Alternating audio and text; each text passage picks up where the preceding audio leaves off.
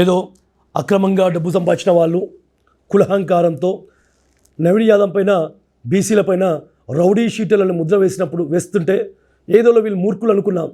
మీకేమైందండి కేసీఆర్ గారు? 10 సంవత్సరాలు తెలంగాణ ఉద్యమంలో పార్టిసిపేట్ చేసి తెలంగాణ ఉద్యమాన్ని క్రియాశీలకంగా నిర్వహించిన మీరు కూడా రౌడీ షీటర్ ఫ్యామిలీ నుంచి వచ్చిన వ్యక్తి కాంగ్రెస్ పార్టీ నామినేషన్ వేశారు. ఒకరు గెలిస్తే జూబ్లీస్ ప్రాంతం లోపల శాంతియుత వాతావరణం నాశనం అవుతుందని మీరు అంటున్నారు. ఎంతవరకు సబబండి ఇది? తెలంగాణ ఉద్యమ సమయం లోపల టీఆర్ఎస్ పార్టీ దగ్గర ఎటువంటి ఫండ్స్ లేనప్పుడు, డబ్బులు దిక్కు లేనప్పుడు చిన్న శ్రీశైల యాదవ్ కూడా ఇచ్చినటువంటి ప్రచార రథాన్ని నువ్వు తీసుకోలేదా? అప్పుడు నీకు తెలియదా ఈ రౌడీ షీటర్ డబ్బులని? అంతెందుకండి, ఈ యొక్క జిహెచ్ఎంసీ గ్రేటర్ హైదరాబాద్ ఏరియా లోపల టీఆర్ఎస్ జెండా పట్టుకునే నాతులు లేనప్పుడు, టీఆర్ఎస్ పార్టీ కేడర్ లేనప్పుడు, టీఆర్ఎస్ పార్టీ తరఫు నుంచి పోటీ చేయడానికి వ్యక్తులు లేనప్పుడు నేనున్నాను టీఆర్ఎస్ పార్టీ బలపరుస్తానని చెప్పేసి ఖైరతాబాద్ అత్యంత పెద్ద నియోజకవర్గం ఖైరతాబాద్లో భాగంగా అప్పుడు ఇంకా నియోజకవర్గం డీలిమిటేషన్ జరగలేదు.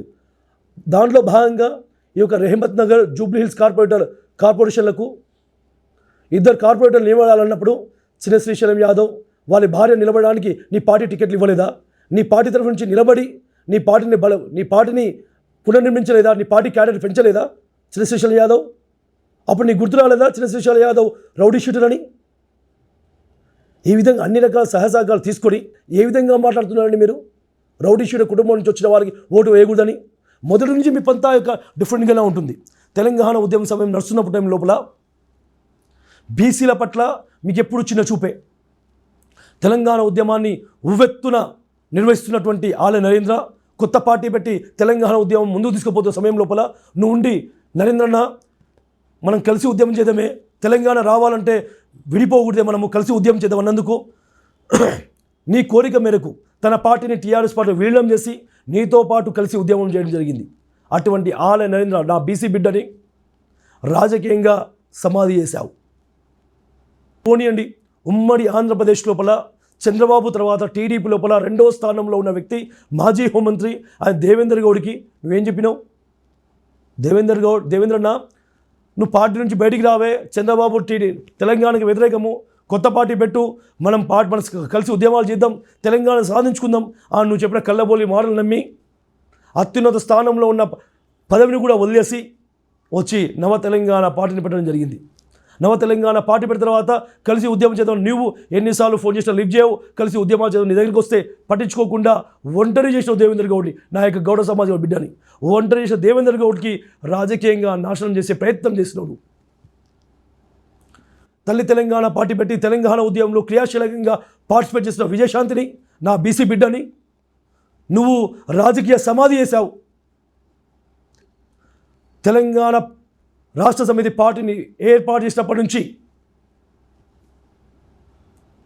ఇప్పటి వరకు అంటే 2022-23 వరకు నీ యొక్క అభివృద్ధికి దోహదపడినటువంటి, నీ పక్కన నిలబడి నిన్ను బలపరుస్తూ నీకు అండగా ఉన్నటువంటి ఈటల రాజేందర్ని కూడా రాజకీయ సమాధి చేసే ప్రయత్నం చేశావు కదా. వైఎస్ రాజశేఖర రెడ్డి 2వసారి సీఎం అయినప్పుడు నీ అనుకున్న నీ వాళ్ళందరూ నేను వదిలి ఒంటరి చేసి వెళ్ళిపోయినప్పుడు నీ పక్కన బలంగా నిలబడ్డటువంటి నా ముదిరాజు బిడ్డ ఈటల రాజేందర్ని కూడా నువ్వు రాజకీయంగా సమాధి చేయాలని ప్రయత్నం చేశావు కదా. ఇన్ని కుట్రలా, ఎంత అవమానకరంగా ఈటల రాజేందర్ యొక్క క్యారెక్టర్ని చంపే ప్రయత్నం చేశావు. ప్రభుత్వ భూములు కబ్జా చేసినని, పోలీసు దాడులు, రెవెన్యూ అధికారుల దాడులు, కలెక్టర్ల దాడులు చేసి అతని క్యారెక్టర్ చంపే ప్రయత్నం చేశావు. అప్పుడు వచ్చిన ఉప ఎన్నికల లోపల ఏ విధంగా ఉప ఎన్నికల లోపల రాజేందర్ని ఈటల రాజేందర్ని ఓడగొట్టాలని కొన్ని 100 కోట్లు ఖర్చు పెట్టావు. ఏమైంది? ఈటల రాజేందర్ గెలిచి నీకు చెంపపెట్టుగా చేయలేదా? ఇంకా గుణపాఠాన్ని మర్చిపోయావా? ఆ గుణపాఠాన్ని మర్చిపోయి మళ్ళీ ఇప్పుడు నవీన్ యాదవ్ బీసీ బిడ్డను రాజకీయంగా సమాధి చేయాలని కుట్రతో రౌడీ షీటర్ ఫ్యామిలీ నుంచి వచ్చినటువంటి వారికి ఓట్లు వేయకండి, శాంతియుత వాతావరణం చెడిపోతుంది అని ప్రచారం చేసే ప్రయత్నం చేస్తావా? ఇప్పుడు రౌడీ అని ఎవరంటారు? ఒక భుజబలంతో ఒక వ్యక్తిని భుజబలంతో 10 మందిని 20 మందిని 30 మందిని కొట్టే అవకాశం ఉంటుంది, వాళ్ళకి హాని చేసే అవకాశం ఉంటుంది. కానీ సిస్టమ్ని సర్వనాశనం చేశారు కదా సార్. సిస్టమ్ని సర్వనాశనం చేసి ఒక సిఐ కానీ, ఒక ఆర్డీఓ కానీ, ఒక ఎంఆర్ఓ కానీ, ఒక ఎస్ఐ కానీ పోస్టింగ్ కావాలంటే కన్సర్న్ ఎమ్మెల్యే యొక్క కన్సర్న్ లెటర్ తీసుకురండి, అప్పుడే పోస్టింగ్ వస్తుంది. సిస్టాన్ని నాశనం చేశారు కదా, ఆ సిస్టమ్ నాశనం. ఆ విధంగా ఎమ్మెల్యే నుంచి కన్సర్న్ లెటర్ తీసుకొచ్చిన సిఐ చట్ట ప్రకారం అన్యాయానికి గురవుతున్నటువంటి ఆ పేద ప్రజల యొక్క అవసరాలు తీర్చగలడా? వాళ్ళు జరిగే అన్యాయాన్ని ఆపగలడా? లేక అధికారంగా ఉన్నటువంటి ఆ ఎమ్మెల్యే పని చేస్తాడా? ఆ విధంగా ఒక ఎమ్మెల్యే చెప్తే పని చేసే విధంగా ఒక సిస్టమ్ని నాశనం చేశారు కదా మీరు. చట్టాన్ని, రాజ్యాంగాన్ని పక్కకు దొబ్బేసి ఒక ఎమ్మెల్యే చేతికి మీరు సిస్టాన్ని ఇచ్చి సిస్టాన్ని సర్వనాశనం, ఒక లీగల్గా ఇల్లీగల్ పని చేశారు కదా. ఎవరండి దొంగ? ఎవరండి రౌడీ? కేసీఆర్ గారు, మీరు టీఆర్ఎస్ పార్టీని ప్రత్యేక పార్టీ ఏర్పాటు చేయాలనుకున్నప్పుడు, మీ పార్టీ ఆఫీస్ దిక్కు లేనప్పుడు, హైదరాబాద్ ప్రాంతంలో మీకు దిక్కు దీవాలు లేనప్పుడు, మా బీసీల పూలేగా, మా యొక్క అత్యంత ప్రేమగా తీసుకున్న మా బీసీ ఉద్యమగాడు, నిజమైన తెలంగాణ ఉద్యమగాడైనటువంటి కొండా లక్ష్మణ్ బాబూజీ తన జలదృశ్యం సెక్రటరీ ఆపోజిట్లో అత్యంత విలాసవంతమైన, అత్యంత విశాలమైన తన గృహంలో నీ పార్టీ ఆఫీస్ పెట్టుకోవడానికి అవకాశం ఇవ్వలేదా? నీకు పార్టీ ఆఫీస్ పెట్టుకోవడానికి అవకాశం ఇచ్చినందుకు అప్పటిన్నటువంటి డిక్టేటర్, మూర్ఖుడు, క్రూరుడైనటువంటి చంద్రబాబు నాయుడు తన యొక్క కొండా లక్ష్మణ్ బాబూజీ యొక్క ఇంటిని మొత్తాన్ని డిమాలిష్ చేసి అక్కడి నుంచి పంపించలేదా? ఆ ఇల్లు మొత్తం డిమాలిష్ చేసిన తర్వాత ఇల్లు కూలగొట్టిన తర్వాత అతను వచ్చి కిరాయింట్లో ఉన్నాడు. కిరాయిలలో ఉన్నప్పుడు ఎన్నిసార్లు నీ వలనే కదా ఇల్లు కోల్పోయింది? ఎన్నిసార్లు నువ్వు పరామర్శించావు? ఎన్నిసార్లు తనను ఆదుకునే ప్రయత్నం చేశావు? చనిపోయినప్పుడు కూడా కొండా లక్ష్మణ్ బాబు యొక్క దేహాన్ని నువ్వు సందర్శించలే కదా. ఇది కదా నీ క్యారెక్టరు. అంతెందుకండి, బీసీల పట్ల ఎప్పుడు మీకు చిన్న చూపై, బీసీలని తొక్కడం నీకు అలవాటు, బీసీలని రాజకీయంగా సమాధి చేయడం నీ యొక్క అలవాటుగా మారిపోయింది. అంతెందుకు, సమ్మక్క సారక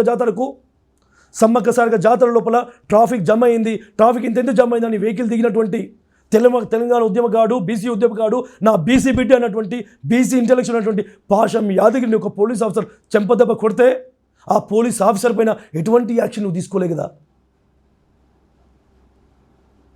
ఇంకా నువ్వు ఎన్ని కుట్రలు చేస్తావు బీసీలను అణగదొక్కడానికి, బీసీలను పట్టించుకోకుండా ఉండడానికి? ఇంకెన్ని కుట్రలు చేస్తావు చెప్పండి. ఇక్కడ రౌడీ ఎవరు? ఈ విధంగా ఒక వ్యక్తి యొక్క క్యారెక్టర్ చంపేసి ఆయన రాజకీయ సమాధి చేద్దామనుకుంటావా? బీసీలో మీరు చేసింది ఏముంది? గతంలో జిహెచ్ఎంసీ ఎన్నికల లోపల ఎస్సీ ఎస్టీ జనాభా ప్రకారము వాళ్ళు ఉన్నది జనాభా ప్రకారం రిజర్వేషన్ ఇవ్వాలి అన్నప్పుడు 8 నుంచి 9% జనాభా ప్రకారం రిజర్వేషన్ ఇచ్చినావు. ఇంకా 41% రిజర్వేషన్ ఇచ్చినా 50% దాటదు, కానీ కోట్లు కొట్టేయవు. మన 41% బీసీలకు రిజర్వేషన్ ఇచ్చే అవకాశం ఉన్నప్పుడు కేవలం 30% మాత్రమే రిజర్వేషన్ ఎందుకు ఇచ్చినావు? ఎందుకు? హైదరాబాద్ లోపల 40% రిజర్వేషన్ ఇస్తే ఇంకో 15-20 మంది కార్పొరేటర్లు పెరుగుతారు. 15-20 మంది కార్పొరేటర్లు పెరిగితే హైదరాబాద్లో కార్పొరేటర్ చాలా పవర్ఫుల్ పదవి, వాళ్ళు నెక్స్ట్ టైం ఎమ్మెల్యేగా గెలిచే అవకాశం ఉంటుంది. వీళ్ళు రాజకీయంగా ఎదగనియకూడదు. కుట్రతో కదా నువ్వు ఇచ్చేది, 30% ఇచ్చి 40% ఇవ్వకుండా ఆపింది. ఇంకా ఎన్ని రోజులు కుట్రలు చేస్తారు? మీరు ఈ కుట్రలు ఆపండి. మీరు ఒక ఎమ్మెల్యే స్థానానికి బీసీ గెలవకుండా ఉండడానికి ఈ స్థాయికి దిగజారుతారని మీరు అనుకోలేదండి కేసీఆర్ గారు మీ మీద. ఎల్బీ నగర్ ఎమ్మెల్యే సుధీర్ రెడ్డి అంటాడు, ఒళ్ళంతా కులహంకారం, అక్రమంగా సంపాదించిన డబ్బు బలుపుతో నవీన్ యాదవ్ నామినేషన్ ర్యాలీ చేపట్టింది కదా, ఆ ర్యాలీలో 1,00,000 మంది జనం స్వచ్ఛందంగా పాల్గొంటే ఇతను అంటాడు నవీన్ యాదవ్ గుండా అంతరాష్ట్రంలో ఉన్నటువంటి ఇతర రాష్ట్రాల్లో ఉన్నటువంటి గుండాలు మొత్తం దగ్గర పోగేసిండు. అదేవిధంగా హైదరాబాద్ మహానగరంలో ఉన్నటువంటి రౌడీ మూకలు మొత్తం ఒక దగ్గర పోగేసి రౌడీ మూకల ర్యాలీగా నిర్వహిస్తూ ఆ రౌడీ మూకలకి నాయకత్వం ఈ యొక్క నవీన్ యాదవ్ చేసిన అంటున్నాడు. ఎవరు రౌడీలు?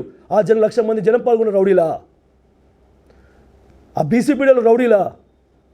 ఆ బీసీ పీడల నాయకత్వం ఇచ్చినటువంటి నవీన్ యాదవ్ రౌడీయా? రౌడీ షీటరా? నువ్వు కాదా అసలు రౌడీ? నువ్వు కాదా అసలైన వైట్ కాలర్ క్రిమినల్? 2004 కంటే ముందు నీ యొక్క నేపథ్యం ఏంటి? నీకున్న ఆస్తులేంటి? ఒక స్కూటర్ పైన తిరుగుతూ కేబుల్ బిజినెస్ చేస్తున్నటువంటి నీవు, చీరల బిజినెస్ చేస్తున్నటువంటి నీ భార్య ఈరోజు 1,000 కోట్ల రూపాయలు ఏ విధంగా సంపాదించారు? మీరు 1,000 కోట్ల రూపాయలు ఏ విధంగా వచ్చినాయి మీకు? మీ యొక్క సామాజిక వర్గానికి చెందినటువంటి రాజకీయ నాయకుడికి అండదండలతో హూడా చైర్మన్ అయి ఓఆర్ఆర్ ఔటర్ రింగ్ రోడ్ యొక్క అలైన్మెంట్లో భాగంగా కొన్ని 100 కోట్లు సంపాదించలేదా? ప్రభుత్వ భూములను కబ్జాలు చేయలేదా? చెరువులను చెరపట్టలేదా? నువ్వు ఆ విధంగా అక్రమంగా వేల కోట్ల రూపాయలు సంపాదించి ఈరోజు శ్రీరంగ నీతులు చెప్తున్నావా?